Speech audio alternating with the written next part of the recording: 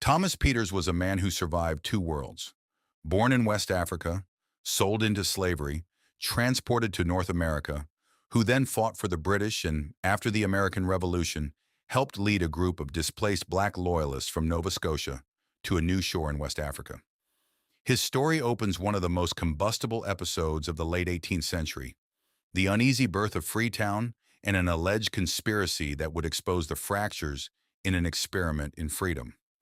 By 1792, the Sierra Leone Company, backed by abolitionist philanthropists in London, such as Granville Sharp and practical entrepreneurs, brought nearly 1,200 black settlers, many former loyalists from Nova Scotia, to a narrow strip of land on the Sierra Leonean Peninsula. The promise was radical for its time. A colony of freed black men and women, self-sufficient, Christian and civilized, a counter-argument to the slave trades that still fed transatlantic slavery. The reality was messier. The company combined humanitarian rhetoric with commercial aims.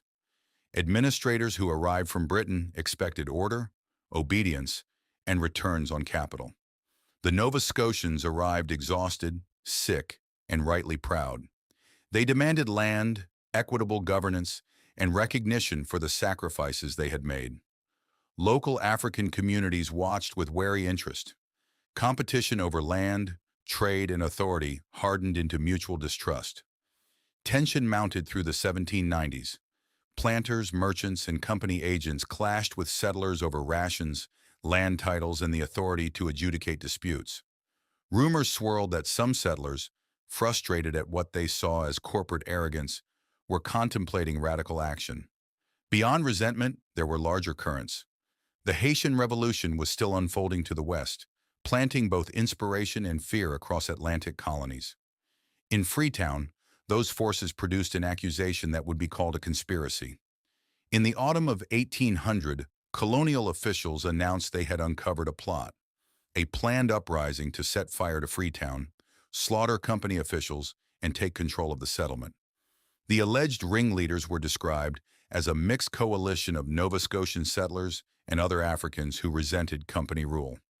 The plot's discovery was dramatic. Arrests were made, hurried trials convened, and several accused were publicly executed. For the company and its patrons in London, the swift suppression was proof that order had to be maintained and that the project could not tolerate insurrection. But historians since have wrestled with what actually happened. The documentary record is fragmentary and shaped by the voices of colonial authorities. Some scholars argue that the conspiracy embodied real plans among desperate settlers to take their fate into their own hands. Others read the episode as a form of prophylactic repression, the company projecting fear of rebellion onto a community it failed to govern fairly. The terrible symbolism of public executions helped reassert the company's control, whether or not there had been a broad-based plot. What is beyond dispute is that the affair exposed the contradictions of an era. Freetown was meant to be an experiment in abolitionist imagination, a refuge where former slaves could become citizens. Yet it was built and administered within colonial frameworks that privileged European authority and profit. The men and women who arrived carried memories of bondage and war.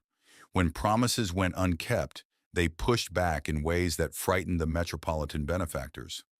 The 1800 conspiracy, real or alleged, changed Freetown. It hardened relations between settlers and company. It fed rival narratives in London.